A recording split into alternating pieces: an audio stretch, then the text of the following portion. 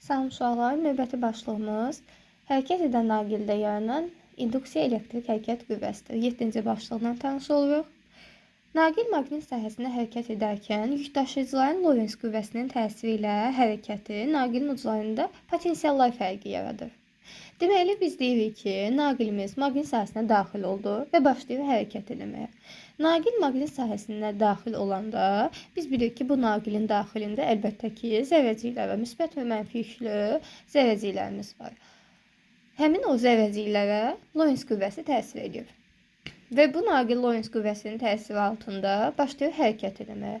Əgər hərəkət edirsə, onun uclarında potensiallar fərqi, yəni induksiya elektrik hərəkət qüvvəsi yaranmış olur.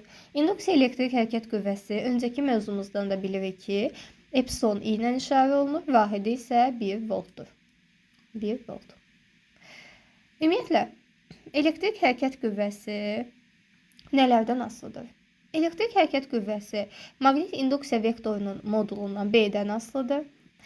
Naqilin uzunluğu L, naqilin hərəkət sürətinin modulu V və maqnit induksiya vektoru ilə, yəni B ilə naqilin hərəkət sürətinin V-nin arasında olan bucaqdan düz mütənasib asılıdır və sinusundan asılıdır. Epsilonumuz bərabərdir mənfi BVL sinus alfaya. Modulunu götürsək, biz adətən məsələlərdə modulundan istifadə edirik. BVL sinus alfa olur. Sadəcə olaraq bu mənfi işarəsini ona görə yadda saxlamaq lazımdır ki, biz qrafikləri çevirəndə biz görəcəyik ki, fi-dən epsilona çevirəndə artıq onun əks işarəsini mənfisini götürmüş oluruq. Daha sonra uşaqlar deyə bilərik ki, qapalı dövrəyə bağlandıqdan sonra induksiya elektrik hərəkət qüvvəsinin hesabını artıq orada induksiya cərəyanımız yaranacaq. İnduksiya cərəyanı I ilə işarə olunur, vahidi isə təbii ki, cərəyan şiddətinin vahidi ilə eynidir, amperdir.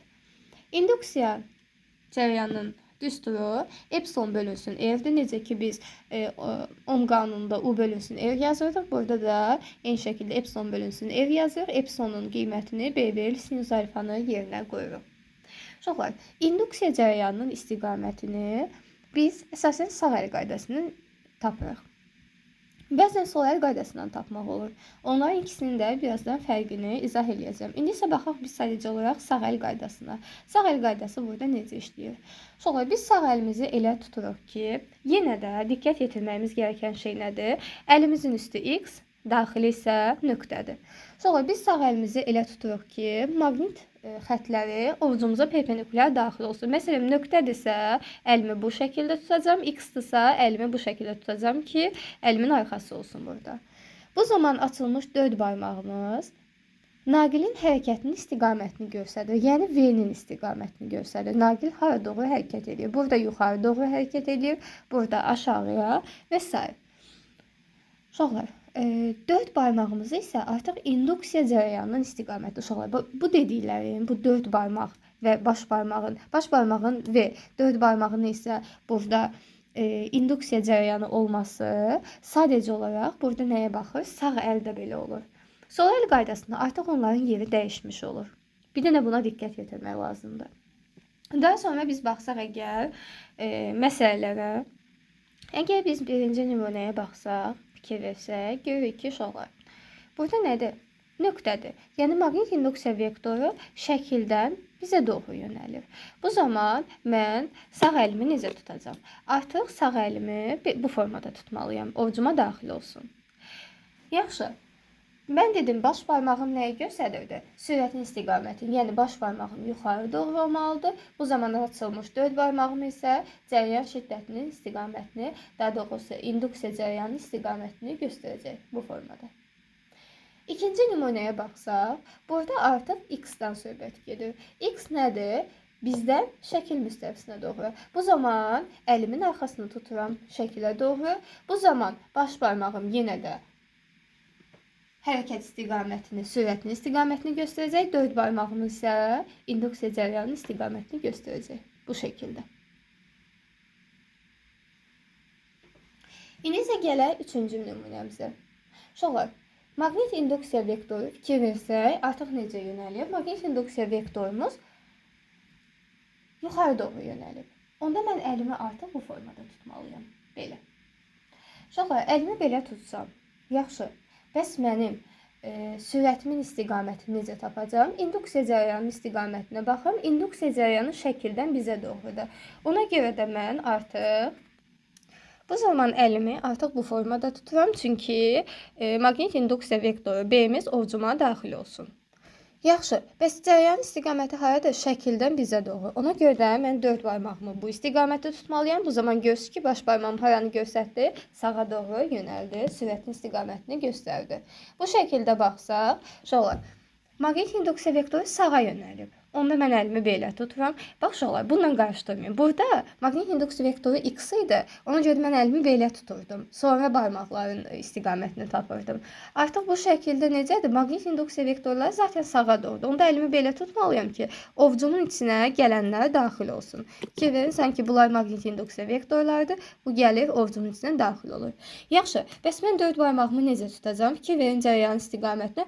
Bizdən şəkil müstəvisinə doğru. Onda əlimi fırlayıram bu formada, bizdən şəkil müstəvisinə doğru yönəlsin. Onda baş barmağım nəyi göstərdi? Sürətin istiqamətini, yəni hərəkət istiqamətini göstərmiş oldu. Bu suala baxsaq, yenə də maqnit induksiya vektoru sağa doğru axır. Sağa doğru axdığına görə bu formada tuturam əlimi. 4 barmağım hansı istiqamətdə yönəlib? 4 barmağım aşağı doğru yönəlib. Onda əlimi artıq bu formada tuturam.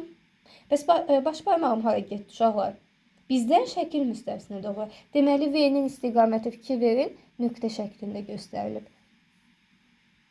Bu şəkildə. Daha sonra, əgər bura baxsaq, yenə də sağ əlimi bu istiqamətə tuturam, çünki ovcuma daxil olmalıdır. Əlimi bu formada tutdum. İndi baxırıq nəyə? Uşaqlar, fikir verin, cərəyanın istiqaməti sağa doğrudur. Cərəyanın istiqaməti sağa doğrudursa, mən artıq əlimi necə tutmalıyam? Fikir verin uşaqlar. Cərəyan 4 barmağım bu istiqamətdədir. Ovcumu da elə tuturam ki, yuxarı gedən maqnit induksiya vektorları ovcuma daxil olsun. Onda baş barmağım hansı istiqamətdə oldu? Bizdən şəkil müstəvisinə doğru oldu. Fikir verin, burada da X var. Yəni bizdən şəkil müstəvisinə doğru yönəlir. Uşaqlar, cərəyanın naqilə baxırıq burada şəkildə. Deməli, cərəyanın naqilimizdə görək ki, maqnit induksiya vektoru X şəklindədir. Yəni, biz əlimizin arxasına tuturuq. Uşaqlar, ümumiyyətlə baxsaq, əgər bizim sağ əl qaydamıza görə necə tapırıq?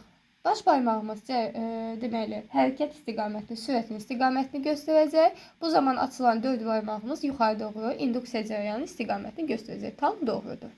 Və yaxud da, yaxşı, sol əl qaydasını tapsaq necə olacaq? Sol əl qaydası burada artıq Lorentz qüvvəsi kimi olacaq. Lorentz qüvvəsində nədir? 4 barmaq sürət istiqaməti deyildi. Baş barmaqda Lorentz qüvvəsinin istiqaməti deyilmiydi?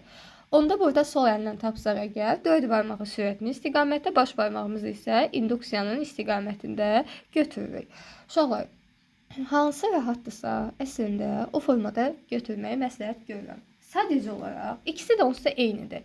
Buradan da tutsaq 4 barmaq cərəyandır, baş barmaq sürətdir. Bu formada sol əlimizlə isə tutsaq, bu səfər 4 barmağımız sürətdir, baş barmağımız induksiya cərəyanıdır. Yaxşı uşaqlar, burada önəmli olan nədir? İkisini də tuta bilərsən, ikisində də tam doğru alınacaq. Sadəcə olaraq yanlışa yol verməmək lazımdır. Hansında hansı barmaq nədir, onu bilmək önəmlidir.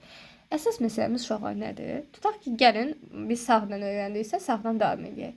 Biz dedik ki, baş barmağımız sürətin istiqamətini, 4 barmağımız isə induksiya cərəyanının istiqamətini göstərir. Uşaqlar, bir dənə önəmli nüans var. Bizi ən çox çaşdıran nə olur? Bizdən soruşsa ki, naqilin uclarının işarəsini soruşanda biz çox vaxt burada səhvə yol veririk. Nədə səhvə yol verir? Fikirləşirik ki, əgər baş barmağımız bu istiqamətdədirsə, açılan 4 barmağımız yuxarı doğrudursa, deməli aşağı müsbət olmalıdır.